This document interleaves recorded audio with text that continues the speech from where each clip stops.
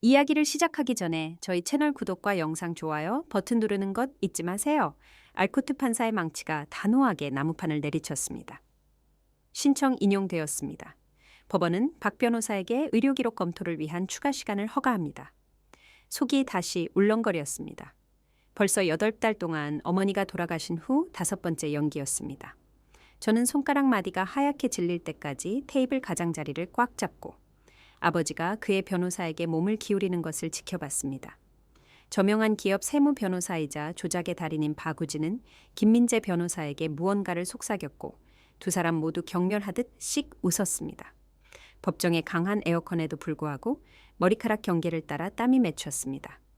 귀에서는 맥박이 쿵쾅거렸습니다. 익숙한 답답함이 흉부를 족쇄처럼 조여와 숨이 점점 가빠졌습니다. 재판장님, 아버지가 연습된 염려를 담아 일어서며 말했습니다. 저희는 고 최 씨의 의료기록 검토를 위한 추가 시간을 요청합니다.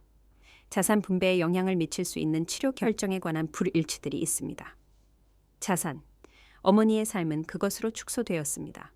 8만 5천 원, 근기 1,000원의 저축금.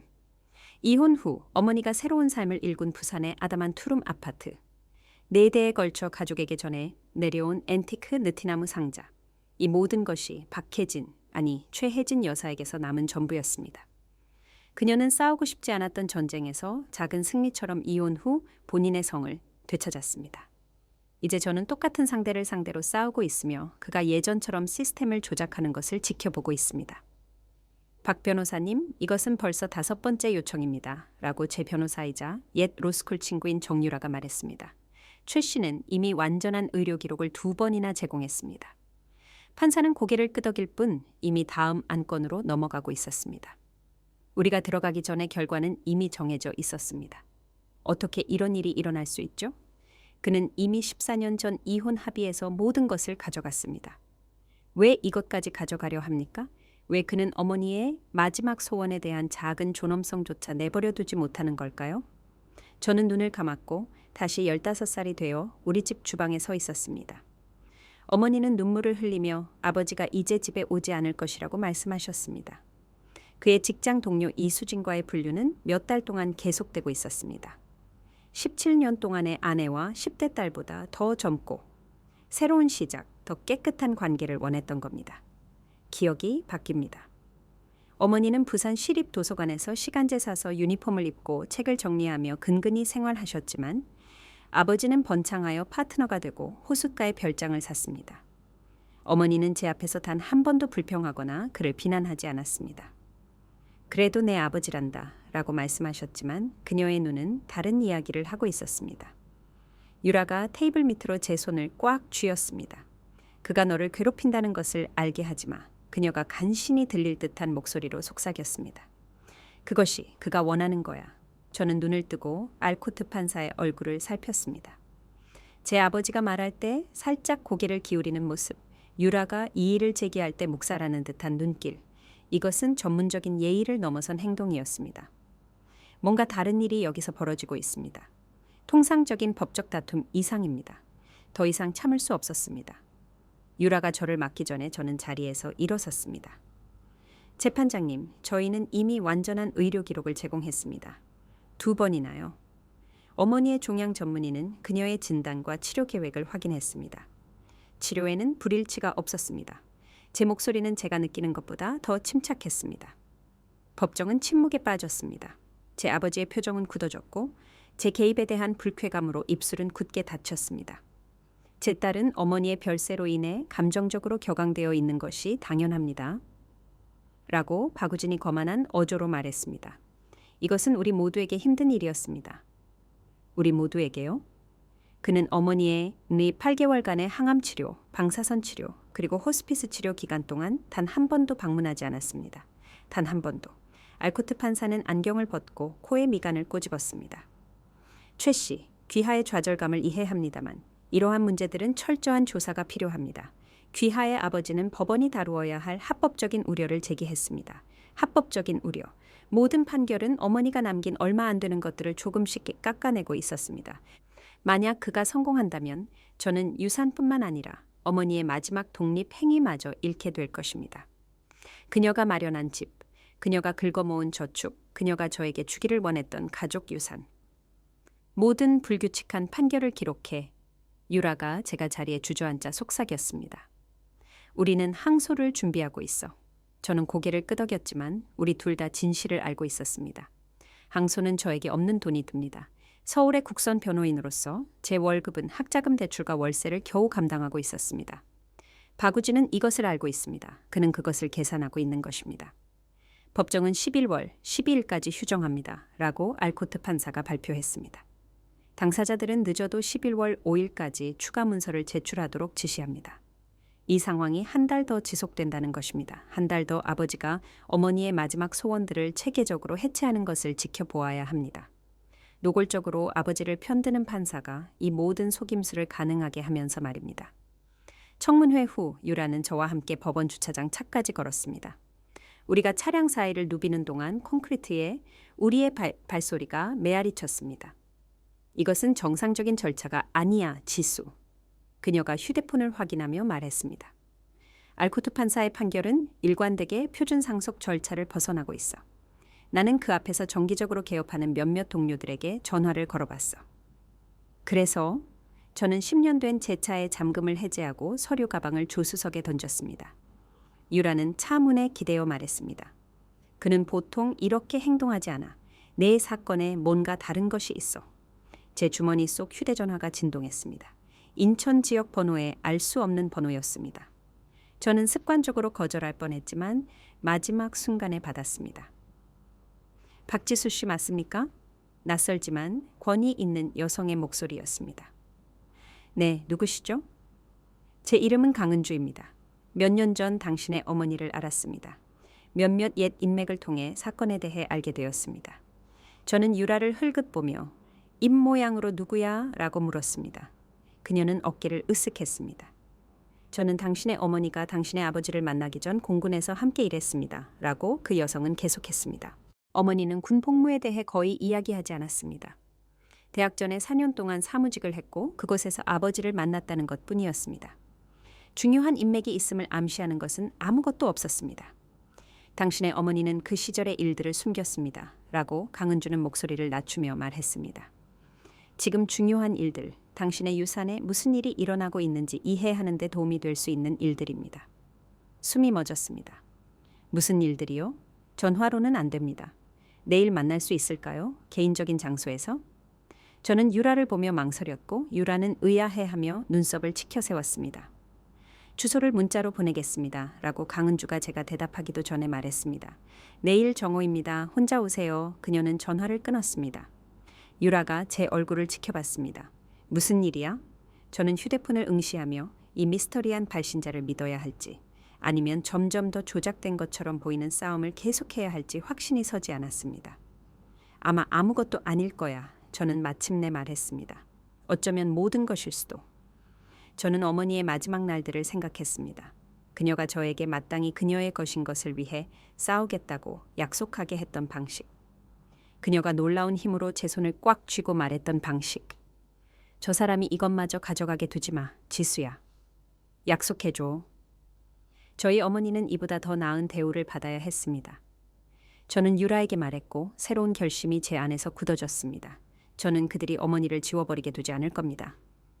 다음 날 햇빛이 카페 창문을 통해 걸러져 우리 사이에 낡은 나무 테이블 위에 긴 그림자를 드리웠습니다.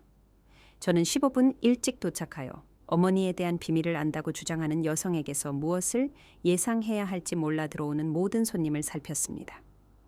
강은주는 정확히 정회에 들어섰습니다. 50대 중반, 은빛 줄무늬가 있는 검은 머리는 실용적인 똥머리로 묶여 있었고 어떤 것도 놓치지 않는 날카로운 회색 눈을 가졌습니다. 그녀는 저를 찾으려고 주위를 둘러보지 않고 곧장 제 테이블로 걸어와 손을 내밀었습니다. 박지수 씨, 질문이 아니었습니다. 그녀의 악수는 단호하고 효율적이었습니다. 저희 어머니를 아셨군요. 이것도 질문이 아니었습니다. 그녀는 제 맞은편 의자에 앉아 종업원이 다가왔을 때 블랙커피를 주문하고 우리가 다시 단둘이 될 때까지 기다렸습니다. 그녀의 손은 테이블 위에 평평하게 놓여 있었고 안절부절 못함이나 불필요한 움직임은 없었습니다. 당신의 어머니는 90년대 후반 공군 통신정보부대에서 일했습니다. 그녀는 낮지만 명확한 목소리로 말했습니다. 당신의 아버지가 이혼 후 퍼뜨린 사서 이야기가 아니라 작전 청왕에 배정되었죠. 커피잔이 제 입술로 향하는 중간에 멈췄습니다. 그럴 리가 또 없어요. 어머니는 대학 전에 사무직에서 일하셨어요. 그것은 그녀의 위장이었습니다. 혜진 씨는 패턴에 뛰어났습니다. 암호화에 능했습니다. 우리 중 최고 중 한 명이었습니다. 강은주의 눈이 잠시 부드러워졌습니다. 그녀는 기밀 유지 계약 때문에 당신에게 결코 말하지 않았습니다. 그리고 나중에는 일어난 일 때문에 말하지 않았습니다. 무슨 일이 있었나요? 그 질문은 제 깊은 곳 어딘가에서 뽑혀 나온 것 같았습니다. 당신의 아버지와 알코트 판사 이하 알코트는 둘 다 같은 프로젝트에서 젊은 법률 자문관으로 복무했습니다. 감시 매개 변수를 검토하는 군법무관이었죠. 그녀의 턱이 굳어졌습니다. 그들은 감시를 합법적인 목표로 든 확장했습니다. 정보를 영향력과 압력 행사에 사용했습니다. 물론 공식적으로는 아니었죠. 제 속이 뒤틀렸습니다. 당신이 말하는 건 저는 당신의 아버지가 그의 법률 인맥을 사용하여 이혼을 혜진 씨에게 불리하게 만들었다고 말하는 것입니다. 알코트 판사는 마쿠 조작을 통해 의도적으로 당신 어머니의 사건에 배정되었습니다. 그녀는 앞으로 몸을 숙였습니다. 그리고 지금은 당신의 사건에도 마찬가지입니다. 카페 소음이 먼 웅궁거림으로 사라지는 동안 조각들이 제자리에 맞춰졌습니다. 아버지의 불륜에도 불구하고 어머니에게 거의 아무것도 남기지 않은 이혼 합의. 저를 지지하는 명확한 법적 판례에도 불구하고 모든 판결이 제 아버지를 선호하는 현재의 상속 사건. 피해를 입은 다른 사람들도 있었습니다. 강은주는 계속했습니다. 그의 죽음은 사고로 처리된 한 민간인 활동가도 있었죠. 혜진 씨는 알고 있었지만 증명할 수 없었습니다. 제 손이 떨리기 시작했습니다. 저는 쏟기 전에 컵을 내려놓았습니다. 이건 너무 과해요. 알고 있습니다. 그녀는 가방에 손을 뻗었습니다. 작은 수첩을 테이블 위로 밀어 놓았습니다. 여기서 열지 마세요. 하지만 열 때 겨울 등불이 내부 확인 문구였습니다. 어머니의 상자를 확인해 보세요. 제가 말하는 것을 확인해 줄 무언가가 거기에 있을지도 모릅니다. 세상이 제 발밑에서 흔들렸습니다. 이혼 중과 그 이후 어머니의 조용한 회복력은 약점이 아니었습니다. 그것은 보호였습니다. 그녀는 자신의 과거에 대한 아버지의 거짓말과 결코 싸우지 않았습니다. 불공정한 합의에 결코 이의를 제기하지 않았습니다. 왜냐하면 그녀는 그가 무엇을 할 수 있는지 알고 있었기 때문입니다. 그와 그의 친구들이 무슨 짓을 했는지. 어머니는 이 모든 세월 동안 침묵을 지키도록 협박을 받고 계셨나요? 제가 멈추기 전에 질문이 새어나왔습니다. 강은주의 표정은 그녀의 말보다 먼저 대답했습니다. 돈으로가 아니었습니다. 안전 때문이었습니다. 특히 당신의 안전 때문에 기억의 파편들이 다시 떠올랐습니다. 강력한 사람들과 자신을 보호하도록 설계된 시스템에 대한 어머니의 가끔씩의 암호 같은 경고, 쓰라린 이혼 이야기로 치부했던 말들이 이제 완전히 새로운 의미를 지니고 있었습니다. 잠깐, 저는 단순한 딸이나 국선 변호사가 아니라 수사관처럼 생각해야 해요. 어머니의 옛 동료에게서 들은 소문뿐만 아니라 증거가 필요해요. 기분 나쁘게 듣지 마세요. 기분 나쁘지 않아요. 현명한 접근 방식입니다. 강은주는 승인하듯 고개를 끄덕였습니다. 제 마음은 기어를 바꾸어 이 새로운 렌즈를 통해 모든 것을 재평가했습니다. 이것은 단순한 상속 싸움이 아닙니다. 이것은 비밀을 묻어두는 것에 관한 것입니다. 그래서 아버지가 어머니의 소지품을 그렇게 필사적으로 원하는 것입니다. 금전적 가치 때문이 아니라 그것들이 드러낼 수 있는 것 때문입니다. 느티나무 상자, 저는 속삭였습니다. 어머니는 유언장에 특히 상자를 언급하셨어요. 저에게 안전하게 보관하라고 약속하게 하셨죠. 강은주는 확인하거나 부인하지 않았지만 그녀의 눈은 흥미롭게 날카로워졌습니다. 1시간 후 유라의 사무실로 돌아와서 저는 그녀가 법률 데이터베이스를 파고들며 격렬하게 타이핑하는 동안 서성거렸습니다. 박우진이 어제 상자 내용물에 대해 구체적인 동의를 신청했어. 유라가 노트북을 저에게 돌리며 말했습니다. 그는 정서적 가치를 주장하고 있지만 사용하는 언어가 이상해. 그는 특히 그 상자를 확보하는 데 집착하고 있어. 이건 돈 문제가 아니야. 깨달음이 명확해졌습니다. 이건 두려움이야. 유라는 천천히 고개를 끄덕였습니다. 네가 말하는 것이 사실이라면 그의 법적 명성과 파트너십은 파괴될 거야. 기밀정부 정보를 개인적인 이익을 위해 사용하다니 법원 배정을 조작하다니 이건 경력 종말이야. 그리고 알코트 판사의 사법 임명은 작전 청항 폭로로 위태로워질 거야. 저는 덧붙이며 이제 전체 그림을 보았습니다. 그들은 자신들을 보호하기 위해 전체 법률 시스템을 남용할 의향이 있는 거야. 유라는 노트북을 닫았습니다. 표정은 심각했습니다. 이 사람들은 잃을 것이 너무 많아. 지수야. 그래서 그들은 위험한 거야. 그들이 그렇게 무서워하는 것이 상자에 정확히 무엇이 들어있는지조차 우리는 몰라. 이 지식의 무게가 저를 짓눌렀습니다. 저의 단순한 상속 사건은 훨씬 더 복잡하고 잠재적으로 위험한 무언가로 변모했습니다. 하지만 어머니가 돌아가신 이후 처음으로 저는 이상하게도 목적의 명확함을 느꼈습니다. 나 일정을 비울 거야. 유라가 저를 놀라게 하며 발표했습니다. 이건 더 이상 단순한 상속소송이 아니야. 이것은 단지 너희 어머니뿐만 아니라 잠재적으로 다른 사람들을 위한 정의에 관한 문제야. 강은주의 명함이 우리 사이의 책상 위에 놓여 있었습니다. 그녀는 우리가 찾는 모든 문서를 해석하는 것을 돕겠다고 제안했어. 군사정보 관점에서 말이야. 그리고 나병장님은 언급했니? 유라가 물었습니다. 은퇴한 소령님, 강은주 씨는 우리가 증거를 찾으면 증언할 의향이 있다고 했어. 그는 작전 청항의 행정 지원이었고 서류 흐름을 봤어. 유라는 법률 메모장에 이름을 쓰기 시작하며 연결고리를 그렸습니다. 그래서 우리는 법률 전문 지식, 정보 배경, 잠재적인 군사 증인이 있어. 그녀가 우리의 자원을 계속 지도하면서 목소리가 잦아들었습니다. 이 떠오르는 네트워크를 보면서 저는 또 다른 깨달음을 얻었습니다. 어머니가 돌아가시기 전에 이 안전망을 구축하셨구나. 저는 속삭였습니다. 강은주 씨가 사건이 시작된 후 너무 빨리 나에게 연락했어. 어머니가 지침, 비상 계획을 남기셨음에 틀림없어. 제목이 매였습니다. 어머니는 자신이 떠나면 그들이 어머니의 물건을 노릴 것을 알고 계셨던 거야. 유라는 책상 너머로 손을 뻗어 제 손을 꽉 쥐었습니다. 그렇다면 그녀의 준비가 헛되지 않도록 하자. 저는 고개를 끄덕였고 어머니의 마지막 요청이 제 마음속에 메아리 쳤습니다. 저 사람이 이것마저 가져가게 두지 마. 지수야. 약속해줘. 약속해요. 저는 유라가 듣지 못할 정도로 작게 속삭였습니다. 그날 밤 저는 어머니의 느티나무 상자에 새겨진 장미 조각을 손가락으로 더듬었고 3년 전 어머니의 생일 카드를 기억했습니다. 안쪽에 희미해진 메시지에는 항상 장미 밑을 보렴. 진정한 아름다움이 숨겨져 있는 곳이란다. 라고 적혀 있었습니다. 그 당시 저는 그것이 어머니의 시적인 말 중 하나라고 생각했습니다. 제 손톱이 무언가에 걸렸습니다. 나무가 완전히 맞닿지 않는 아주 작은 틈이었습니다. 저는 장미 조각을 눌렀고 작은 딸깍 소리가 들렸습니다. 말도 안 돼. 저는 텅 빈 방에 속삭였습니다. 상자 바닥에서 숨겨진 칸이 미끄러져 열렸습니다.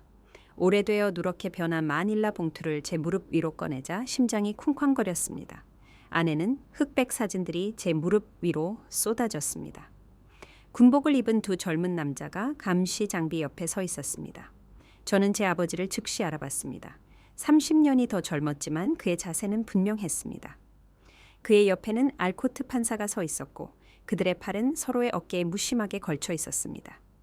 사진 뒤에는 가죽으로 엮인 일기가 있었고 어머니의 깔끔한 필체가 각 페이지를 채우고 있었습니다. 저는 수년에 걸친 기록들을 훑어보았습니다. 1996년 6월 12일 혜진 A. 오늘 또다시 민원인 정 의원의 딸을 감시했고 그 정보를 이용하여 국방 예산안에 대한 압력을 가하는 데 사용했다. 이것은 모든 선을 넘는다. 8월 4일 민간인 활동가 이준이 대중에게 폭로하겠다고 위협했다. 그들이 어젯밤 그의 차가 길을 벗어났을 때 불운한 사고라고 불렀다. 나는 기록에서 내가 본 것을 알고 있다. 12월 18일 박우진은 오늘 승진했다. 정 의원 감시 성공 후 3주 만이다. 우연이 아니다. 제가 날짜를 연결하면서 손가락이 떨렸습니다. 아버지의 갑작스러운 경력 발전은 각각 어머니의 일기에 자세히 기록된 감시 작전과 일치했습니다. 그 패턴은 부인할 수 없었고 각 승진은 윤리적으로 의심스러운 작전 후 몇 주 이내에 이루어졌습니다. 어머니는 모든 것을 문서화했습니다. 이름, 날짜, 장소, 확실한 증거의 가치를 이해하는 누군가의 꼼꼼한 메모였습니다. 그녀의 세심한 필체는 강력한 사람들을 무너뜨릴 수 있는 관찰 기록으로 페이지를 가득 채웠습니다. 엄마는 내가 필요한 것을 갖도록 확실히 하셨구나. 저는 머리맡에 사진에 대고 말했습니다. 어머니가 돌아가신 후 처음으로 저는 그녀의 존재를 상실이 아닌 길잡이로서 느꼈습니다. 저는 유라에게 전화했습니다. 나 무언가를 찾았어. 강은주 씨가 말한 것의 실제 증거를. 얼마나 확실해? 유라가 변호사 모드를 발동하며 물었습니다. 사진, 일기 항목, 강은주 씨가 설명한 것과 정확히 일치하는 날짜들. 저는 어머니의 일기를 손으로 쓸어내렸습니다. 유라야, 그들은 정 의원의 투표를 조작하기 위해 그의 딸을 감시했어. 그리고 폭로를 위협한 후 의심스러운 사고로 사망한 민간인 활동가 이준이라는 사람도 있어. 전화선에는 침묵이 흘렀습니다. 그리고 나서 무슨 생각을 하고 있는 거야? 아버지와 대화할 시간이 되었다고 생각해. 다음 날 아침 박오 김 법률사무소는 서울 도심 고층 빌딩 32층을 차지하고 있었습니다. 바닥부터 천장까지 이어진 창문은 아버지가 자신의 컬렉션을 위해 구입한 비싼 그림처럼 서울의 스카이라인을 보여주었습니다. 그의 비서가 저를 막으려 했습니다. 박지수 씨, 예약이 필요합니다. 저는 그녀의 책상을 지나 걸었습니다. 저를 만나주실 겁니다. 아버지는 제가 그의 사무실로 들어서자 컴퓨터에서 고개를 들었고 그의 얼굴에는 불쾌감이 스쳐 지나갔습니다. 지수야, 나 회의 준비 중이야. 오래 걸리지 않을 거예요. 저는 문을 닫았지만 의도적인 선택으로 문을 살짝 열어두었습니다. 근처에 증인이 있지만 다음에 올 일을 위한 사생활은 필요했기 때문입니다. 저는 사진 한 장을 그의 책상 위에 놓았습니다. 딱 한 장. 나머지는 유라의 사무실에 안전하게 남아 있었습니다. 아버지는 내려다보았습니다. 그의 얼굴은 창백해졌습니다. 윤이 나는 마호가니 위로 그의 손이 살짝 떨렸습니다. 작전 청항에서 어머니의 일기와 사진을 찾았어요. 저는 그의 반응을 주시하며 말했습니다. 그의 눈이 살짝 커졌고 그 작전 이름이 무언가를 의미한다는 것을 확인시켜 주었습니다. 이걸 어디서 구했니? 그의 목소리는 평소의 위압적인 톤을 잃었습니다. 어머니가 기록, 사진, 일기를 보관했어요. 아버지와 알코트 판사가 했던 일에 대한 상세한 기록을요. 저는 앞으로 몸을 숙였습니다. 아버지는 8만 5천만 원 때문에 싸우는 게 아니에요. 이걸 숨기려고 하는 거죠. 그는 일어섰고 제가 어렸을 때처럼 저를 압도하듯 내려다보았습니다. 네가 무엇을 가지고 노는지 전혀 모르고 있어. 이 문제들은 기밀 사항이었어. 국가안보라고. 이준 씨의 사고도 국가안보였나요? 그의 턱이 굳어졌습니다. 저는 그의 신경을 건드렸습니다. 금요일까지 소송을 취하하세요. 저는 사진을 집어들며 말했습니다. 그렇지 않으면 이것들을 증거로 제출하여 알코트 판사에 대한 기피 신청을 요청할 겁니다. 공개 기록으로요. 너는 실수하고 있어. 그의 목소리는 위험한 속삭임으로 낮아졌습니다. 아니요, 아버지가 실수했어요. 저는 문을 향해 움직였습니다. 금요일이에요, 아버지. 걸어 나오면서 저는 그의 시선이 제 등 뒤를 태우는 것을 느꼈습니다. 비서는 호기심이 역력한 얼굴로 제가 지나가는 것을 지켜봤습니다. 엘리베이터 안에서 저는 숨을 내쉬었습니다. 아드레날린이 저를 휩쓸고 지나가면서 제 손은 떨렸습니다. 이 싸움에서 처음으로 저는 우위를 점했습니다. 그날 저녁 늦게 유라는 제 주머니 속 전화로 녹음된 내용을 다시 재생했습니다. 완벽하게 버텼어. 그녀는 웃으며 말했습니다. 내 목소리는 한 번도 흔들리지 않았어. 우리는 그녀의 아파트에 앉아 있었고 커피 테이블 위에는 테이크아웃 용기가 펼쳐져 있었습니다. 강은주는 어머니의 일기를 연구하며 가끔 고개를 끄덕였습니다. 당신 어머니는 모든 것을 기록했습니다. 강은주가 확인했습니다. 이 날짜들은 제가 기억하는 것과 정확히 일치합니다. 정 의원 감시, 이준 씨 사고. 그녀는 한 항목을 가리켰습니다. 보안 승인 조정에 대한 이 메모는 그녀가 설명한 대로 정확히 일어났습니다. 제 휴대폰이 어제 강은주 씨가 저를 연결해준 은퇴한 소령 나중령님에게서 온 문자로 진동했습니다. 방금 증거를 검토했습니다. 제가 그곳에 있을 때 목격한 것과 일치합니다. 필요하면 증언하겠습니다. 우리에게 또 다른 동맹이 생겼어요. 저는 그들에게 문자를 보여주었습니다. 그리고 아마 한 명이 더 유라가 덧붙였습니다. 법원석이 최윤서 씨가 내 사건이 처리된 방식의 불규칙성을 발견했다고 언급했어. 그녀는 진술서를 작성할 의향이 있어. 저는 이 모멘텀의 변화에 압도되어 소파에 다시 몸을 기댔습니다. 몇 달 동안 저는 아버지의 영향력에 맞서 무력함을 느꼈습니다. 이제 저는 증거, 동맹, 그리고 압력 수단을 갖게 되었습니다. 어머니는 제가 방역하는 데 필요한 모든 것을 갖도록 확실히 하셨습니다. 저는 일기의 낡은 표지를 손가락으로 쓸어내렸습니다. 어머니는 이날이 올 수도 있다는 것을 알고 계셨습니다. 강은주가 와인잔을 채웠습니다. 그럼 다음은 뭐죠? 지금 완전한 승리를 위해 밀어붙이시겠어요? 아니면 그들의 반응을 기다리시겠어요? 질문은 공중에 걸려 있었습니다. 금요일은 이틀 남았습니다. 아버지는 굴복하거나 상황을 확대할 것입니다. 저는 그에게 사진 한 장을 보여줬어요. 저는 천천히 말했습니다. 그는 제가 더 많은 것을 가지고 있다는 것을 알지만 얼마나 많은지는 몰라요. 그가 먼저 무엇을 하는지 봅시다. 유라가 고개를 끄덕였습니다. 현명해. 그가 다음 움직임을 하도록 강요하는 거야. 저는 일기를 덮었고 신중하게 기록된 모든 페이지에서 어머니의 존재를 느꼈습니다. 이것은 단지 시작일 뿐입니다. 훨씬 더 높은 위험이 걸린 진정한 싸움은 아직 남아 있습니다. 월요일 아침 알코트 판사의 사무실을 나서자 법정문이 뒤에서 텅 빈 소리를 내며 닫혔습니다. 저는 가슴에 법률 문서 더미를 쥐고 있었고 손은 살짝 떨렸습니다. 그들이 긴급 동의를 제출했어요. 복도에서 기다리고 있는 유라에게 제가 말했습니다. 아버지 쪽 팀은 어머니의 상자에 국가 안보와 관련된 기밀 정보가 포함되어 있을 수 있다고 주장하고 있어요. 유라의 눈썹이 치솟았습니다. 이건 심각한 확대야. 박우진은 거기에 서서 기밀 정보를 보호해야 할 자신의 의무에 대해 엄숙한 표정으로 이야기했어요. 저는 그의 근엄한 어조를 흉내냈습니다.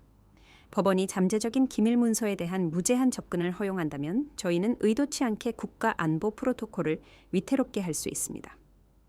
우리는 법원 문을 통과해 밝은 서울의 오후로 나왔습니다. 어두운 법정과 햇빛의 대비는 일시적으로 저를 눈멀게 했습니다. 그리고 알코트 판사는 그저 고개를 끄덕였어요. 저는 계속 말했습니다. 법원은 진행하기 전에 잠재적인 기밀 정보를 신중하게 고려해야 한다고 말했어요. 유라는 저를 느티나무 아래 벤치로 이끌었고 붉은색 잎사귀가 법원 잔디밭에 떨어지고 있었습니다. 이것은 지연 전술 교본에서 바로 나온 거야. 나는 내부 고발자 사건에서 이런 걸 전해본 적이 있어. 그들은 기밀문서 소지로 인한 잠재적인 형사 고발로 너를 위협하려고 하는 거야. 제 속이 조여왔습니다. 형사 고발이요? 어머니가 특별히 저에게 남긴 유산 때문에요? 이건 압박 전술이야. 그들은 상자가 손해를 끼칠 무언가를 포함하고 있다는 것을 알고 있어. 유라가 문서 위에 손가락을 톡톡 두드렸습니다. 내 조사는 다른 3건의 전 정보기관 직원들의 내부 고발자 사건에서 동일한 접근 방식을 보여주고 있어. 지연시키고 위협하고 그리고 나서 철통 같은 자기 NDA, 비밀 유지 협약로 사적으로 합의하는 거지. 그럼 우리는 어떻게 해야 해요? 저는 법원 계단에서 떨어진 나무잎을 쓰는 관리인을 바라보며 물었습니다. 유라는 비어있는 안마당에도 불구하고 목소리를 낮추며 저에게 더 가까이 기대었습니다. 우리는 병행 트랙을 준비해.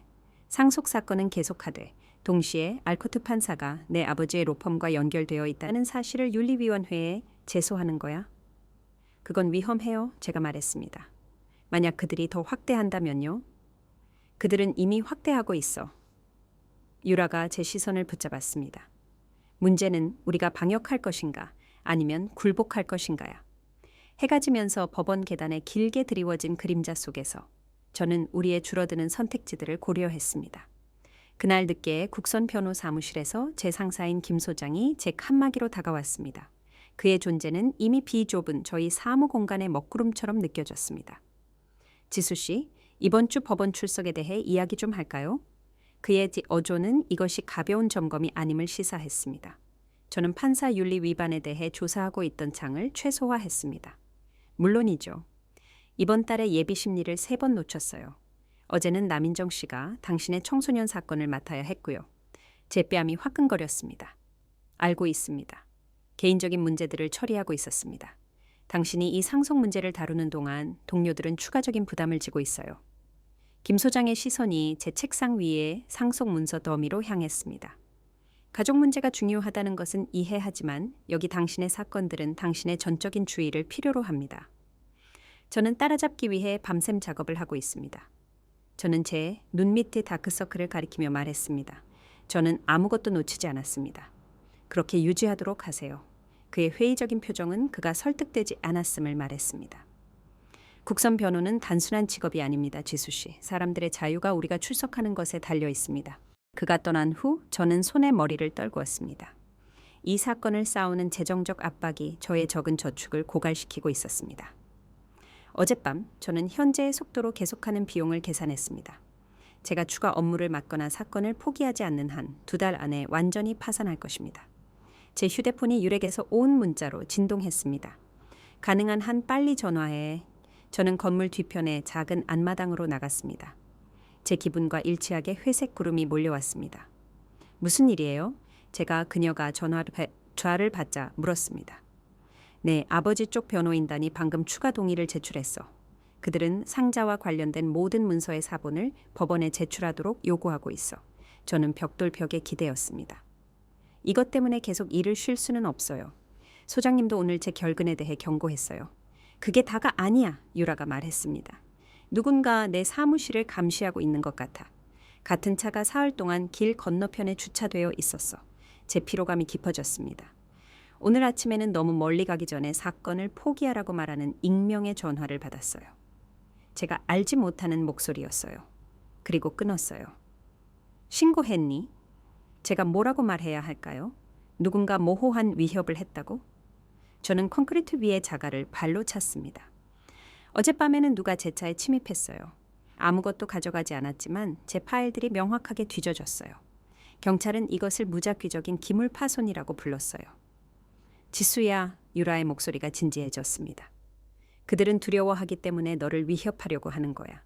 이것은 우리가 중요한 무언가를 알아냈다는 것을 증명해. 저는 빗방울이 포장도로에 튀기 시작하는 것을 지켜보았습니다. 어머니의 명예를 회복하는 것이 제가 쌓아온 모든 것을 위험에 감수할 가치가 있을까요? 제 직업, 제 저축, 어쩌면 제 안전까지도요? 질문은 빗줄기가 거세지는 소리와 함께 우리 사이에 걸려 있었습니다. 그날 저녁 저는 아파트에서 파일을 정리하고 있을 때 전화가 울렸습니다. 제가 국선 변호사 첫 해에 친해진 법원석이 최윤서 씨였습니다. 지수 씨, 제가 이걸 말씀드리면 안 되는데요. 그녀가 속삭였습니다. 하지만 알코트 판사가 지난주 당신 아버지와 사적인 만남을 가졌어요. 변호사들은 없었어요. 안건의 기록도 없었고요. 제 심장이 쿵쾅거렸습니다. 확실해요. 제가 직접 봤어요. 그들은 알코트 판사의 개인실 입구를 사용했는데 저는 바로 옆에 속기록을 전달하고 있었거든요. 윤서 씨가 잠시 멈췄습니다. 알코트 판사에게서 불규칙성을 발견한 것이 이번이 처음이 아닙니다. 다른 변호사들도 당신 아버지를 포함한 특정 로펌을 일관되게 선호하는 그의 판결 패턴을 언급했어요. 저는 메모장을 집어들었습니다. 윤서 씨, 이것은 저희 사건에 결정적일 수 있어요. 엑스파르테 일방적 통신은 심각한 윤리 위반이에요. 더 있어요. 그녀가 말했습니다. 알코트 판사의 사무원과 당신 아버지 비서 사이의 대화를 우연히 들었어요. 박우진의 로펌이 알코트 판사의 개인 세금 문제 전부를 다루고 있대요. 수년 동안요. 조각들이 맞춰졌습니다. 그것은 명백한 이해 상충이에요. 가봐야겠어요. 윤서 씨가 갑자기 말했습니다. 조심하세요, 지수 씨. 이것은 당신 어머니 사건을 넘어섭니다. 저는 올해 알코트 판사 앞에서만 최소 6건의 다른 사건에서 비슷한 패턴을 봤어요. 전화를 끊은 후 저는 이 폭로를 처리하며 움직이지 않고 앉아 있었습니다. 이것은 어머니에 대한 개인적인 복수를 넘어섭니다. 이는 방역할 자원이나 지식이 부족한 수많은 다른 사람들에게 영향을 미치는 체계적인 사법남용을 시사했습니다. 저는 즉시 유라에게 전화했습니다. 전화 말고 직접 만나서 이야기해야 해. 1시간 후 우리는 블라인드가 쳐진 유라의 사무실에 앉아 있었습니다.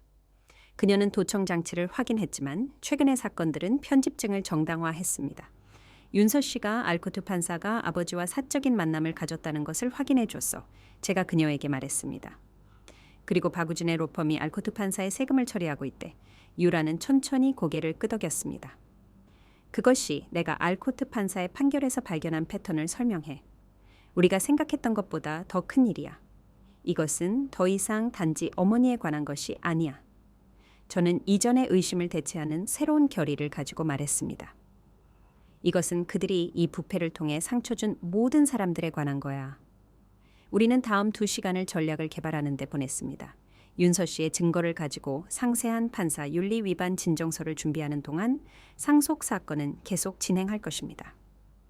윤리 위반은 우리가 아직 기밀 자료에 대해 알고 있다는 것을 드러내지 않고도 우리에게 지렛대를 제공합니다. 우리는 빠르게 움직여야 해, 유라가 경고했습니다. 네, 아버지는 상자를 즉시 확보하기 위해 압력을 가하고 있어. 그 긴급함은 존재하는 모든 증거가 시간적인 요소가 있을 수 있음을 시사했습니다. 저는 몇 주 만에 가장 단호하게 고개를 끄덕였습니다. 저는 핵심 문서를 은행 금고로 옮겼어요. 무슨 일이 생길 경우를 대비해 복사본은 신뢰할 수 있는 친구들에게 맡겼어요. 우리가 계획을 마무리하는 동안 비가 창문에 세차게 몰아쳤습니다. 앞으로의 길은 여전히 험난했지만 처음으로 저는 우리가 싸울 기회가 있다고 느꼈습니다. 그들은 필사적으로 변하고 있어 제가 떠날 준비를 하면서 유라에게 말했습니다. 그것은 우리가 이기고 있다는 의미야. 폭풍우가 치는 밤으로 걸어 나가면서 저는 어머니의 싸움뿐만 아니라 모든 희생을 가치 있게 만드는 더 넓은 목적을 품고 있었습니다. 김민재 변호사의 전화는 화요일 아침 7시 30분에 걸려왔고 제 첫 모금 커피를 방해했습니다. 그의 목소리는 평소와 다른 긴급함을 담고 있었습니다.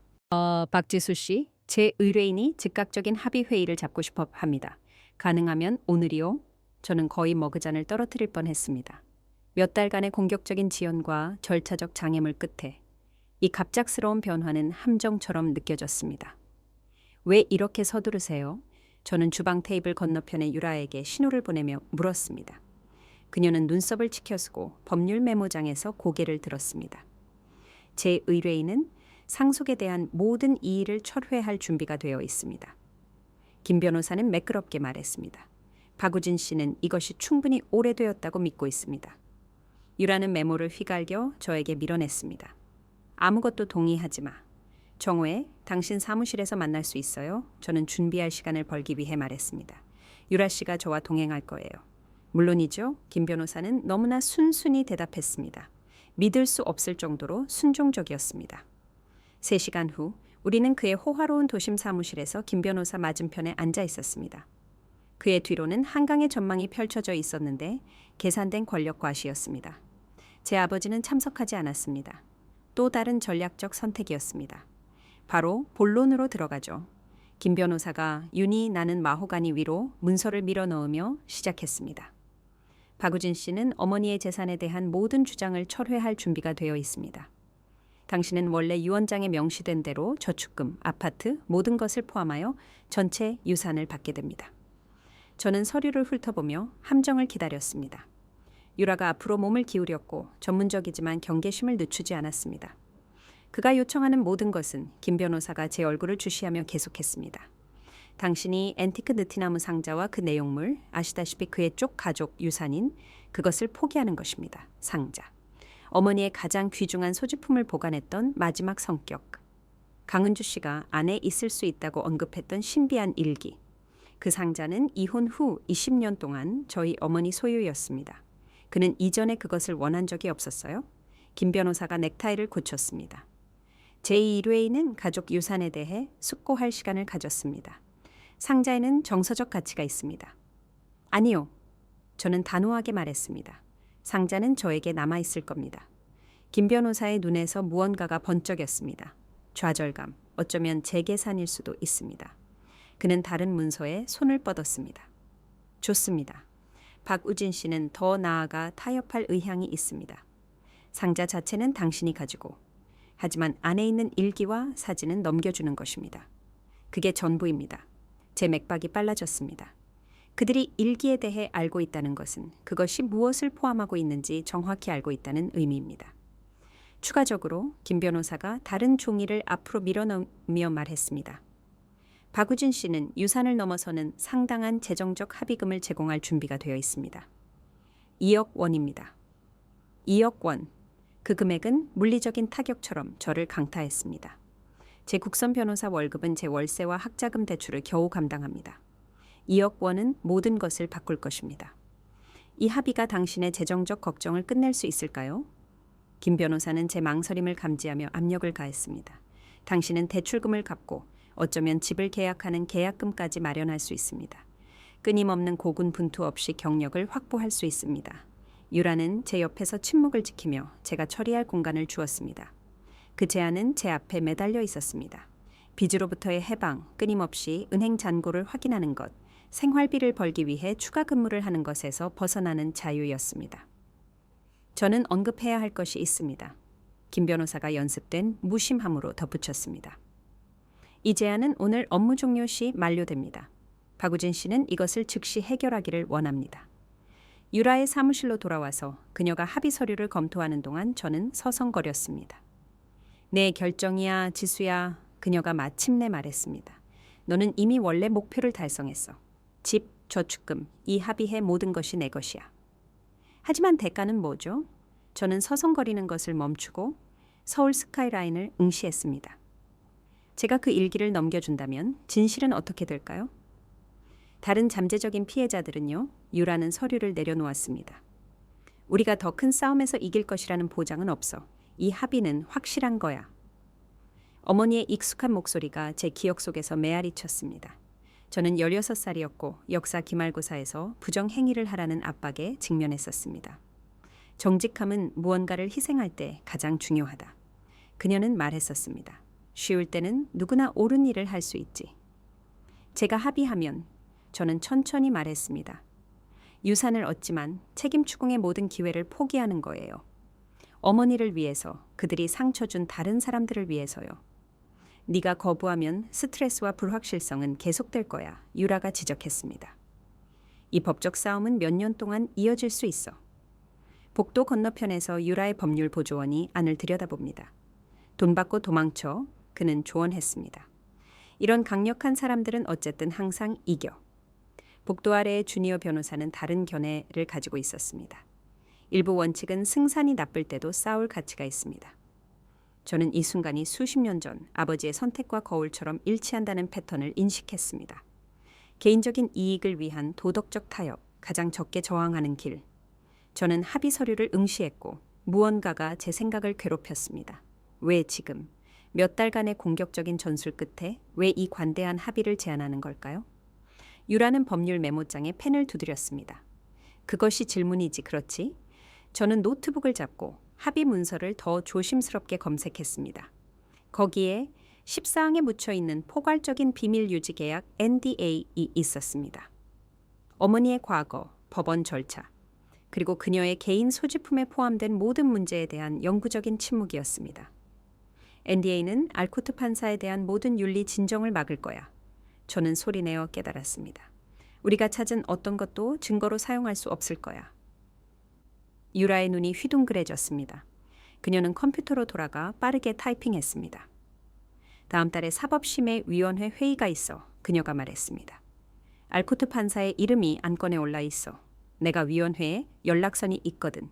그의 판결에 대한 예비조사가 있었나 봐. 조각들이 제자리에 맞춰졌습니다. 박우진은 상자나 유산을 걱정하는 것이 아니었습니다. 그는 외부 조사가 연결고리를 찾기 전에 이 사건을 해결하려고 하는 것이었습니다. 제 결정은 명확해졌습니다.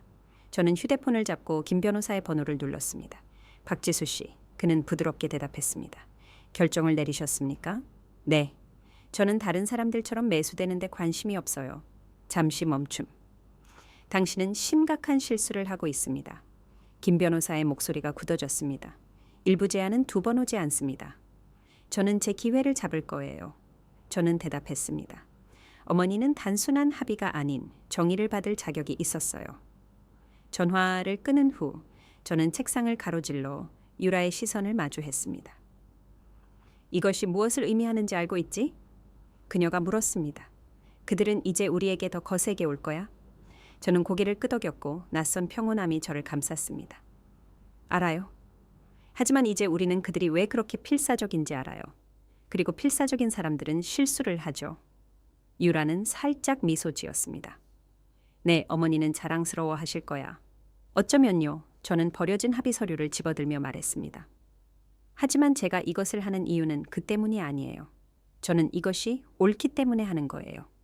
증거를 모은 지 일주일 후 저는 유라의 회의 테이블 위에 문서들을 펼쳤습니다. 각 증거 조각은 정의를 향한 디딤돌이었습니다. 어머니의 일기는 세금 기록, 사진, 그리고 나 중령님의 새로 서명된 진술서 옆에 펼쳐져 있었습니다. 우리는 필요한 모든 것을 갖추었어.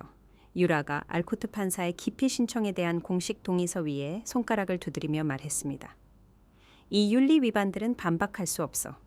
작전 청항 동안 내 아버지와의 관계, 편향된 판결의 패턴, 재정적 연결고리 모든 것이 여기 있어. 저는 어머니의 일기에 다른 가장자리를 손가락으로 쓸어내렸습니다. 페이지들은 제가 반복해서 읽은 흔적으로 낡아 있었습니다. 그리고 이 전략이 기밀 정보를 백업으로만 유지한다는 것이 확실해요. 완전히 확실해. 유라가 문서를 정밀한 더미로 정리했습니다. 사법윤리 위반이 우리의 주요 공격각이야. 그들이 우리를 강요하지 않는 한 작전 청항의 운영, 세부 사항을 폭로할 필요는 없어. 강은주 씨가 고개를 끄덕이며 테이블 위로 문서를 밀어 넣었습니다. 저는 보안 프로토콜을 위반하지 않으면서 작전 청항의 구조를 설명하는 이 배경 브리핑을 준비했습니다. 이것은 기밀 작전을 드러내지 않고 연결고리를 확립합니다. 그리고 나는 가속화된 법원 날짜를 요청했어. 유라가 덧붙였습니다. 매일은 그들에게 증거를 조작할 더 많은 기회를 줄 뿐이야. 은퇴했음에도 불구하고 군인 자세를 유지하고 있는 나 중령님은 자신의 진술서를 마지막으로 한 번 더 검토했습니다. 저는 혜진 씨의 일기에 나오는 핵심 요소들을 확인했습니다. 프로젝트 중 박우진과 알코트 판사 사이의 회의, 그들의 감시 데이터에 대한 무단 접근, 중요한 모든 것을요. 이제 우리는 대중적 서사를 만듭니다. 유라가 노트북에서 프레젠테이션을 열며 말했습니다. 사법윤리 위반, 간단하고 명료해. 기밀, 세부 사항은 없어. 단지 중대한 이해상충을 공개하지 않은 판사일 뿐이지. 저는 일어서서 우리가 몇 시간 동안 연습했던 침착한 답변들을 연습했습니다. 이 판사가 그들의 관계의 본질에 대해 물을 때 저는 아버지가 알코트 판사와 함께 정부 계약에 참여했고 재정적 연결을 유지했으며 이 역사를 고의로 숨겼다고 설명할 것입니다. 유라가 미소 지었습니다. 완벽해, 직접적이고 사실적이며 설득력 있어. 사무실 문이 예고 없이 열렸습니다. 제 아버지가 문간에 서 있었고 그의 모습은 저를 침묵하게 만들었습니다. 항상 완벽하게 옷을 입었던 박우진은 흐트러져 보였고 넥타이는 삐뚤어져 있었고 눈에 띄게 체중이 줄었으며 눈 밑에는 짙은 다크서클이 드리워져 있었습니다. 네가 무엇을 위험에 빠뜨리고 있는지 전혀 모르고 있어. 그는 방 안의 모든 사람을 무시하며 말했습니다. 지수야, 이것은 지금 당장 멈추어야 해. 유라는 우리 사이에 끼어들었습니다. 박우진 씨, 여기서는 환영받지 못합니다. 모든 통신은 적절한 채널을 통해 이루어져야 합니다. 그는 그녀를 무시하고 그의 시선은 저에게 고정되었습니다. 이것은 더 이상 네 어머니의 유산에 관한 것이 아니야. 너는 불장난을 하고 있어. 저는 그의 손의 떨림, 그의 평소와 다른 어깨의 처짐을 주목하며 그를 살폈습니다. 이 싸움이 시작된 이후 처음으로 저는 그의 분노 뒤에 있는 두려움을 보았습니다. 당신의 우려는 잘 알겠습니다. 저는 제 흔들림 없는 목소리에 놀라며 말했습니다. 하지만 저는 물러서지 않을 거예요. 알코트 판사가 건강상의 이유로 3번의 청문회를 취소했어. 유라는 아버지가 건물 보안 요원의 호의를 받으며 떠난 후 저에게 알렸습니다. 내 소식통들은 파트너들이 박우진이 내 사건을 다루는 방식에 의문을 제기하고 있다고 말해. 그들은 폭로를 걱정하고 있어. 저는 창밖을 내다보며 지난 한 주 동안 직장과 집 사이를 따라다니던 미행 차량을 발견했습니다. 그들은 두려워하고 있어요. 좋아, 유라가 말했습니다. 나는 조선일보의 특이한 판사 기피 신청이 제출될 것이라는 정보를 흘렸어. 압력은 조사를 증가시켜. 그들이 대응을 조율하고 있나요? 강은주 씨가 물었습니다. 유라는 고개를 저었습니다. 효과적으로는 아니야. 박우진은 조용히 합의하기를 원해. 알코트 판사는 국가 안보 우려를 주장하며 공개적으로 싸우기를 원하고 있어. 그들은 서로를 깎아내리고 있어. 그날 저녁 늦게 우리는 정보 일시 억제 동의에 대한 이 판사 앞에서의 긴급 청문회 일정을 통보받았습니다. 우리의 신중한 발표 전략은 갑자기 첫 번째 시험에 직면했습니다. 우리는 기밀 세부 사항 없이 윤리 위반을 제시합니다. 유라가 준비하면서 조언했습니다. 패턴을 확립하기에 충분할 만큼만. 만약 그들이 국가 안보를 언급하면 우리는 너의 국선 변호사 경험으로 맞받아쳐. 너는 이전에 보안 승인 문제를 처리해봤잖아. 저는 고개를 끄덕이고 최대의 영향을 위해 문서를 배열했습니다. 계층적 폭로. 우리는 표면적인 문제를 먼저 보여주고 더 깊은 증거는 예비로 남겨둡니다. 팀은 밤새도록 일했고 모든 반론을 예상하며 앞으로의 대립을 준비했습니다. 모두가 마침내 떠났을 때 저는 눈을 감고 법정 불안을 관리하기 위해 상담사가 추천한 명상 기술을 연습했습니다. 청문회의 무게가 저를 짓눌렀습니다. 모든 것이 변하기 전에 이 혼자만의 시간이 필요했습니다. 비가 창문에 부딪히는 소리가 들리는 가운데 저는 묘지로 운전해 갔습니다. 어머니의 묘비 앞에 서서 저는 비석에 새겨진 글을 따라 더듬었습니다. 최혜진 박여사, 사랑하는 어머니, 그녀의 복무, 희생 또는 저를 보호하기 위해 그녀가 지녔던 비밀에 대한 언급은 없었습니다. 이제 알겠어요, 엄마. 저는 속삭였고 비가 눈물과 섞였습니다. 왜 그렇게 오랫동안 침묵하셨는지, 왜 저에게 그들을 경고하셨는지. 하지만 저는 더 이상 그 그림자 속에서 살지 않을 거예요. 저는 그녀의 이름 옆에 싱싱한 꽃을 놓았고 그리고 나서 차로 돌아왔습니다. 내일 모든 것이 바뀔 것입니다. 아침은 우리가 법원 계단에 접근할 때 유라의 마지막 조언과 함께 찾아왔습니다. 우리가 이것을 공개 법정에서 제시하면 돌아갈 곳은 없어 그녀는 경고했습니다. 파장은 클 거야. 저는 어머니의 로켓 목걸이를 만졌습니다. 그 안에는 아버지의 안가품식 숙청에서 살아남은 유일한 우리의 사진이 들어 있었습니다. 어머니는 두려움 때문에 침묵을 강요당하며 몇 년을 보냈어요. 저는 어깨를 펴며 말했습니다. 저는 그러지 않을 거예요. 그들의 변호사가 합의 서류를 들고 다가왔습니다. 저는 제안을 보지도 않고 고개를 저었습니다. 유라는 제 옆에 서 있었고 강은주 씨와 나중령님은 조용한 연대 속에서 우리를 지지했습니다. 우리가 그렇게 조심스럽게 정리한 문서들은 제 서류 가방 안에 단단히 들어 있었고 각 페이지는 제가 몇 달 동안 모아온 진실의 조각이었습니다. 저는 심호흡을 했고 우리가 법원 계단을 오르면서 이상하게도 차분함을 느꼈습니다. 미행 차량은 길 건너편에 주차되어 있었습니다. 아버지의 고급차가 연석에 멈춰 섰습니다. 알코트 판사의 명성, 아버지의 경력, 수십 년간의 조작. 이 모든 것이 오늘의 청문회의 균형추에 걸려 있었습니다. 처음으로 제가 문에 다다랐을 때 유라에게 말했습니다. 저는 더 이상 그들을 두려워하지 않아요. 법정은 활기로 윙윙거렸고 변호사들은 마라 판사님의 분비는 일정에 따라 그들의 사건을 기다리며 작은 그룹으로 모여 있었습니다. 저는 유라 옆에 앉았고 제 등은 단단한 나무 벤치에 곧게 기대었고 문을 주시했습니다. 제 심장은 이전 청문회에서처럼 불안으로 뛰는 것이 아니라 정확히 무엇이 다가오는지 아는 사람의 침착한 리듬으로 제 갈비뼈에 꾸준히 울렸습니다. 준비됐니? 유라가 속삭이며 우리 앞에 테이블 위에 파일들을 정리했습니다. 저는 고개를 끄덕였고 아버지가 김민재 변호사와 함께 들어오는 것을 보자 제 시선은 입구에 고정되었습니다. 박우진의 평소 자신감 넘치는 태도는 오늘 줄어든 것처럼 보였고 그의 맞춤 양복 아래에 어깨는 긴장되어 있었습니다.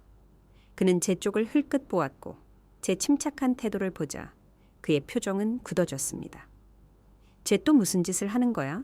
그는 그들이 반대편 테이블에 앉을 때 김 변호사에게 중얼거리는 것을 제가 들었습니다. 알코트 판사가 자리에 앉자 법정 경위는 법원의 질서를 요청했습니다. 이혜원 판사가 들어섰습니다. 그녀는 50대 여성으로 은빛 머리카락이 섞여 있었고 코에 독서 안경을 걸치고 있었습니다. 그녀의 철저함에 대한 명성이 자자했습니다. 오늘 우리에게 필요한 바로 그것이었습니다. 법원 앞에 여러 신청이 있는 것으로 이해합니다. 이 판사가 서류를 섞으며 말했습니다. 피신청인 변호인으로부터의 막바지 서류 제출도 포함해서요. 김 변호사가 일어섰습니다. 재판장님, 박지수 씨의 기피 신청에 있는 주장의 민감한 성격을 고려하여 저희는 국가 안보를 이유로 이 절차를 비공개로 진행하도록 신청했습니다. 자신들의 사건을 기다리는 변호사들 사이로 관심의 물결이 지나갔습니다. 이 판사는 시간을 들여 새로운 문서를 검토하면서 눈썹을 살짝 올렸습니다. 저는 레오니금 커프스를 만지작거리는 것을 지켜보았는데 이는 제가 어린 시절부터 알아봤던 긴장된 습관이었습니다. 그는 급히 김 변호사에게 귓속말을 하려고 몸을 숙였고 김 변호사는 그를 쳐다보지 않고 고개를 끄덕였습니다. 정 변호사님, 이 판사가 마침내 말했습니다. 기피 신청에 관한 변론을 계속하십시오. 유라는 일어섰고 그녀의 목소리는 맑고 침착했습니다. 감사합니다, 재판장님. 이 기피 신청은 이 절차의 공정성을 위태롭게 한 명백한 윤리 위반을 다룹니다.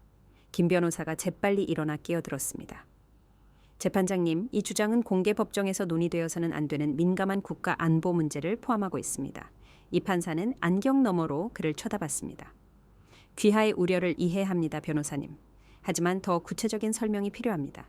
기밀 세부 사항을 드러내지 않고 국가 안보를 침해하는 정확히 무엇을 논의하고 있습니까?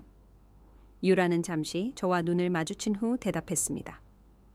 재판장님, 저희는 상대 측 변호사인 박우진 씨와 알코트 판사 사이에 사법 윤리를 위반하는 엑스파르테 통신에 대한 문서화된 증거를 가지고 있습니다. 이 통신은 적절한 채널 밖에서 발생했으며 이 사건의 판결에 직접적인 영향을 미쳤습니다. 박우진은 메모지에 미친 듯이 낙서하고 간신히 숨긴 긴급함으로 그것을 김 변호사에게 밀어넣었습니다. 법정의 한계에도 불구하고 그의 이마에는 땀이 번들거렸습니다. 더 나아가 유라가 폴더를 열며 계속했습니다. 저희는 알코트 판사가 이 사건을 주재하는 동안 지난 3년 동안 박우진 씨의 개인 세금 문제를 처리했다는 증거를 가지고 있으며 이는 결코 공개되지 않은 명백한 이해 상충입니다. 이 판사의 표정은 바뀌었고 입술이 굳어지는 모습에서 염려가 역력했습니다.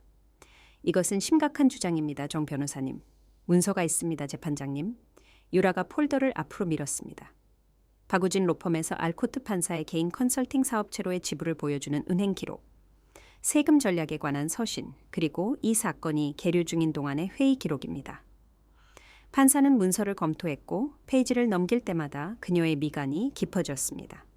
박우진은 이제 테이블 가장자리를 잡은 그의 손가락 마디가 하얗게 된 채로 똑바로 앞을 응시했습니다. 법원은 기록을 비공개로 하지 않고 깊이 신청 전체를 심리할 것입니다. 이 판사가 마침내 발표했습니다. 김 변호사님, 귀하의 비공개 신청은 기각되었습니다. 알코트 판사에게 그의 출석이 요청되었음을 알려주십시오. 법원 서기는 놀라움에 입을 살짝 벌렸고 그녀의 손가락은 키보드 위에서 멈췄다가 다시 타이핑을 계속했습니다. 박우진은 의자에 기대어 앉았고 싸울 힘이 그에게서 눈에 띄게 빠져나갔습니다. 알코트 판사가 도착하기 전에 이 판사가 말했습니다. 우리는 박지수 씨의 변론을 계속할 것입니다, 정 변호사님. 저는 일어섰고 제 의자가 바닥을 긁는 소리가 났습니다. 겨울 등불, 작전 청항, 네 단어였습니다. 4개의 단순한 단어가 고요한 물의 돌처럼 떨어지며 법정에 퍼지는 침묵의 파문을 만들었고 모든 시선이 저에게 집중되었습니다. 박우진은 반쯤 의자에서 일어났고 그가 자신을 진정시키기도 전에 그의 얼굴에 적나라한 공포가 번쩍였습니다. 알코트 판사는 멈췄고 그의 의자 팔걸이를 쥐고 있는 손가락 마디가 하얗게 변했습니다. 재판장님, 저는 제 목소리를 안정시키며 계속했습니다. 저희 어머니는 돌아가시기 전에 모든 것을 문서화했습니다. 그녀는 제 아버지가 항상 주장했던 사무직원이 아니라 통신정보부대에서 복무했습니다. 박지수 씨, 김 변호사가 끼어들었습니다. 이것은 매우 부적절합니다. 재판장님, 저는 김 변호사를 무시하고 이 판사를 향해 밀어붙였습니다. 저는 필요하다면 이 증거를 사법윤리위원회에 제출할 준비가 되어 있습니다. 하지만 저는 알코트 판사가 이 문서들이 정확히 무엇을 포함하고 있는지 이해한다고 믿습니다. 법정 뒤편에서 한 남자가 일어섰습니다. 깔끔한 정장을 입은 나중령님은 민간인 복장에도 불구하고 그의 군인 정신이 분명했습니다. 재판장님, 저는 예비역 소령 나중령입니다. 저는 작전 청항 당시 현역 장교였습니다. 저는 박지수 씨가 언급하는 문서들의 진위성을 확인할 수 있습니다. 법정은 완전히 정지되었습니다. 그 자리에 있는 모든 변호사는 세부 사항을 알지 못하더라도 무슨 일이 일어나고 있는지의 중요성을 이해했습니다. 법원 직원들은 눈빛을 교환했습니다. 이것은 더 이상 단순한 상속 분쟁이 아니라 앞으로 몇 달 동안 법조계에서 논의될 무언가였습니다. 저는 방 건너편 아버지와 눈을 마주쳤습니다. 저희는 국가안보를 해치려 하지 않습니다. 저희는 부적절한 영향력으로 인해 마지막 소원이 방해받은 저희 어머니를 위한 정의를 추구합니다. 알코트 판사는 머리를 들기 전에 한참 동안 자신의 손을 응시했습니다. 이 법원은 기피 신청을 받아들일 것입니다. 저는 이로써 최혜진 유산과 관련된 모든 문제에서 기피하며 사건이 이혜원 판사에게 재배정되도록 명령합니다. 법원 서기의 입은 놀라움에 살짝 벌어졌고 그녀의 손가락은 키보드 위에서 잠시 멈췄다가 계속 타이핑했습니다. 박우진은 의자에 기대어 앉았고 싸울 의지는 그에게서 눈에 띄게 사라졌습니다. 재판장님, 김 변호사가 말했습니다. 이러한 발전에 비추어 저희 입장을 재평가하기 위해 즉각적인 휴정을 요청합니다. 이 판사는 고개를 끄덕였습니다. 법정은 30분 동안 휴정합니다. 사람들이 법정에서 빠져나갈 때 박우진은 복도에서 저에게 다가왔고 저만 들을 수 있을 만큼 가까이 다가섰습니다. 네가 무슨 짓을 하고 있는지 전혀 모르고 있어. 그는 속삭였고 절망이 그의 목소리를 애워쌌습니다. 저는 제 눈과 너무나 닮은 그의 눈을 똑바로 쳐다봤습니다. 저는 제가 무슨 짓을 하는지 정확히 알고 있어요. 소송을 취하하고 어머니의 능력을 의심한 것에 대해 공개적으로 사과하세요. 그러면 이것은 더 이상 진행되지 않을 겁니다. 그는 제 얼굴을 살폈고 어쩌면 한때 그의 승인을 구했던 그의 무오류성을 믿었던 어린 소녀를 찾고 있었을지도 모릅니다. 대신 그는 그에게 반사된 그의 전 부인의 결의만을 발견했습니다. 너는 실수하고 있어. 그가 말했지만 그 위협은 이제 공허하게 들렸습니다. 아니요, 아버지. 실수는 어머니가 스스로를 보호하지 않을 것이라고 생각한 것이었어요. 어머니는 아버지가 그녀의 재산을 노릴 것을 알고 계셨어요. 어머니는 그것에 대비하셨어요. 새로운 권력 역학이 보이지 않는 흐름처럼 우리 사이에 자리 잡았습니다. 제 인생에서 처음으로 저는 아버지가 물러서는 것을 보았습니다. 그날 오후 늦게 김 변호사는 자발적 소송 취하 통지서를 제출했습니다. 우리는 이 판사 앞에 앉았고 그녀는 명백한 회의론으로 사건의 역사를 검토했습니다. 저는 이전 청문회에서 수많은 절차적 불규칙성을 봅니다. 그녀는 파일을 넘기며 언급했습니다. 자발적 소송 취하와 제가 원래 유언장 및 의료 기록을 검토한 결과 법원은 최혜진 씨가 유언장을 작성할 때 온전한 정신 상태였음을 확인합니다. 재산은 그녀의 뜻에 따라 분배될 것입니다. 따뜻한 물결처럼 안도감이 저를 휩쓸었습니다. 8개월간의 싸움, 어머니의 존엄성이 의문시되는 것을 지켜본 시간은 마침내 끝났습니다. 추가적으로 이 판사가 계속했습니다. 알코트 판사는 박우진과 최 씨 가족과 관련된 모든 문제에서 공식적으로 기피했습니다. 법정 밖에서 지역 법률 신문 기자가 우리에게 다가왔습니다. 박지수 씨, 이 특이한 사건 해결에 대해 코멘트를 얻을 수 있을까요? 기밀 정보와 사법 비행에 대한 소문이 돌고 있습니다. 이것은 저희 어머니의 뜻을 기리는 것에 관한 것이었습니다. 저는 제 목소리를 중립적으로 유지하며 말했습니다. 그 이상은 아닙니다. 기자가 멀어지자 법원석이 최윤서 씨가 파일 한 아름을 안고 옆을 지나갔습니다. 그녀는 제 옆에 멈췄습니다. 저는 이전 청문회에 대한 내부 보고서를 제출했어요. 그녀가 조용히 말했습니다. 일어난 일은 옳지 않았어요. 고마워요. 유라가 엘리베이터로 걸어가면서 제 팔을 꽉 쥐었습니다. 우리가 이겼어. 완전히. 저는 고개를 끄덕이며 불과 몇 분 전에 발표된 아버지의 공개 성명을 생각했습니다. 저는 제 전처가 유언장을 작성할 때 능력이 저하되었다는 어떠한 암시도 철회합니다. 엘리베이터 문이 닫혔고 어머니가 돌아가신 이후 처음으로 저는 슬픔이 아닌 안도감으로 눈물을 흘리도록 내버려 두었습니다. 어머니의 명성은 손상되지 않았습니다.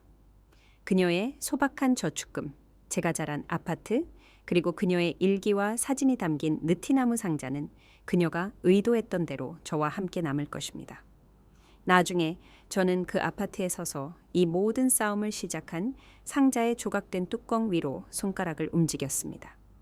안에는 아버지를 무너뜨린 증거, 어머니의 깔끔한 필체로 쓰인 기밀작전 이름, 알코트 판사를 오래된 군사 계약을 통해 박우진과 연결하는 문서, 공개되었어야 할 그들의 오랜 관계에 대한 증거가 놓여 있었습니다. 해냈어요, 엄마. 저는 텅 빈 방에 속삭였습니다. 해냈어요? 상자는 법적 압력 수단보다 훨씬 더 많은 것을 담고 있었습니다. 그것은 어머니의 진정한 역사, 그녀가 저의 어머니가 되기 전에 박우진을 만나기 전에 어떤 여성이었는지 담고 있었습니다. 그녀가 결코 전시하지 않았던 메달, 언급하지 않았던 표창장, 그녀가 제쳐두었던 삶. 저는 뚜껑을 부드럽게 닫았습니다. 내일 저는 그녀의 삶의 이 잔해들을 분류하기 시작할 것입니다. 오늘 밤 저는 마침내 그녀에게 합당한 존경을 안겨준 승리를 음미합니다. 이틀 후 법무법인의 편지지가 도착했을 때 그것은 저에게서 온 것이 아니라 아버지에게 보낸 것이었기에 다르게 보였습니다. 저는 주방 조리대 위에 종이를 펴고 박우진이 처리한 모든 사건에 대한 내부 검토로 시작하는 단락을 다시 읽었습니다. 제 손가락은 조사 계류 중 및 직업 윤리 문제라는 단어 위를 따라 움직였습니다. 알코트 판사의 병가 발표는 어제 법원 공고에 실렸습니다. 그의 사건 기록, 특히 제 아버지가 관련된 사건에 대한 사법심의위원회의 관심은 언급되지 않았지만 강은주 씨의 인맥은 그것이 진행 중임을 확인해 주었습니다. 다른 3명의 변호사가 오늘 아침 저에게 전화했고 각기 주저하며 알코트 판사의 법정에서 바구진이 나타났을 때 그들이 발견했던 패턴들을 설명했습니다. 박지수 씨, 기자 한 명의 음성 메시지가 스피커에서 재생되었습니다. 알코트 판사의 이례적인 기피에 대해 기사를 작성 중입니다. 많은 경험, 많은 판사들은 설명 없이 사건 도중에 물러나지 않습니다. 의견을 주시겠습니까? 저는 전화를 걸지 않고 메시지를 삭제했습니다. 어떤 승리는 사생활을 가질 자격이 있습니다. 유라는 커피와 서울의 가장 어두운 겨울날을 밝힐 수 있는 미소를 지으며 도착했습니다. 내 어머니는 무덤 너머에서 완벽한 사건을 구축했어. 그녀는 제 조리대 위에 판지 쟁반을 놓으며 말했습니다. 증거는 꼼꼼했고 타이밍은 완벽했어. 그녀는 항상 철저했어요. 저는 제 가방에서 유언 집행인 해제 양식을 꺼내며 말했습니다. 오늘 아침에 이게 도착했어요. 모든 것에 대한 완전한 접근 권한, 제한이 없어요. 상자는 이제 제 거실에 있었고 황동 장식품은 오후의 빛을 받아 빛나고 있었습니다. 더 이상 법정 싸움은 없었습니다. 더 이상 지연도 없었습니다. 어머니가 저에게 갖기를 원했던 모든 것이 마침내 법적으로 제 것이 되었습니다. 그날 밤 저는 사건을 이긴 후 처음으로 어머니의 아파트에서 잠을 잤습니다. 침실 벽은 여전히 그녀가 가장 좋아하는 수채화 풍경을 담고 있었습니다. 그녀의 독서 의자는 창가에 있었고 아침 햇살이 비출 것입니다. 저는 그녀의 이불 아래로 몸을 웅크렸고 제가 알지 못했지만 내내 그녀의 보호에 쌓여 있었다는 것을 느꼈습니다. 강은주 씨와 나중령님은 다음 주말에 방문하여 어머니의 군 시절의 오래된 사진들과 이야기들을 가져왔습니다. 혜진 씨는 당신을 보호하고 있었기 때문에 일어난 일에 대해 말하지 않았어요. 강은주 씨가 제 손을 쓰다듬으며 말했습니다. 당신의 어머니는 당신이 이것을 어떻게 처리했는지 자랑스러워 하실 거예요? 나중령님이 고개를 끄덕였습니다. 그녀는 문서화와 인내심으로 싸웠습니다. 당신도 정확히 똑같이 했습니다. 6달은 변화의 흐름 속에서 빠르게 지나갔습니다. 저는 국선 변호사로서의 일을 계속했지만 근본적인 무언가가 바뀌었습니다. 저는 이제 법정에서 더 당당하게 서 있고 좌절감보다는 정확성으로 부적절한 판결에 이의를 제기합니다. 마르티네즈 판사가 제 사건 중 하나에서 의심스러운 영장을 서둘러 처리하려고 할 때 저는 목소리에 불확실함 없이 3가지 선례를 인용하고 적절한 검토를 요청합니다. 어머니의 액자 사진은 제가 일하는 책상 위에 놓여 있습니다. 그녀의 장례식 프로그램의 공식 초상화가 아니라 강은주 씨가 저에게 준 사진이었습니다. 공군 제복을 입은 혜진 씨는 젊고 자신감 넘쳤으며 목적의식을 가지고 눈이 빛났습니다. 그 옆에는 그녀의 가죽 표지 일기가 놓여 있었고 가장 중요한 발췌문은 보존되었고 나머지는 윤리위원회에 제출되기 전에 신중하게 수정되었습니다. 저는 어려운 상황에서 윤리적 경계를 유지하는 것에 대해 1년차 국선 변호사들을 멘토링하기 시작했습니다. 모든 것을 문서화하세요. 저는 그들에게 말합니다. 준비는 힘입니다. 준비. 박우진은 로펌의 검토 후 파트너십을 이뤘습니다. 우리는 이제 법원 복도에서 가끔 마주치고 그는 의뢰인이 줄었고 저는 자신감이 커졌습니다. 우리의 교류는 짧고 예의 바릅니다. 한때 저를 태웠던 분노는 이제 더 차분한 무언가로 식었고 마침내 인정된 진실에 대한 만족감이었습니다. 서울변호사협회는 저를 사법 책임에 대한 봄 컨퍼런스에서 연설하도록 초청했습니다. 저는 제 발표 제목을 방법론적 정의, 절차가 진실을 보호할 때라고 지었습니다. 어머니는 이 신중한 표현을 감사하게 여겼을 것입니다. 부산의 아파트는 더 이상 전쟁터처럼 느껴지지 않습니다. 저는 그녀의 책들을 선반에 정리했고 그녀의 사진들을 전시했으며 그녀가 가장 좋아하는 푸른 세라믹 화병을 매일 오후 햇빛이 비추는 곳에 두었습니다. 느티나무 상자는 거실에 있었고 더 이상 비밀을 담고 있지 않았으며 가족사진, 그녀의 군 복무 표창장, 그리고 제가 재발견한 기념품들로 가득 차 있었습니다. 지난달 한 젊은 여성이 저의 사무실로 찾아왔는데 익숙한 이야기였습니다. 상대편 변호사와 연결된 판사, 법적 추론을 무시하는 판결, 근거 없는 절차적 지연, 단순히 동정하는 대신 저는 새 법률 메모장을 꺼냈습니다. 모든 세부 사항을 말해주세요. 저는 말했습니다. 우리는 그 패턴을 문서화할 겁니다. 저는 그녀에게 사법 검토를 신청하는 방법, 적절하게 작성된 동의를 통해 특정 문서를 요청하는 방법, 감정적으로 반응하는 대신 체계적으로 사건을 구축하는 방법을 보여주었습니다. 때때로 정의는 인내와 준비를 필요로 합니다. 저는 어머니의 지혜를 제 자신의 말에서 들으며 설명했습니다. 최혜진 청렴기금은 제 유산에서 3,500만 원으로 출범했습니다.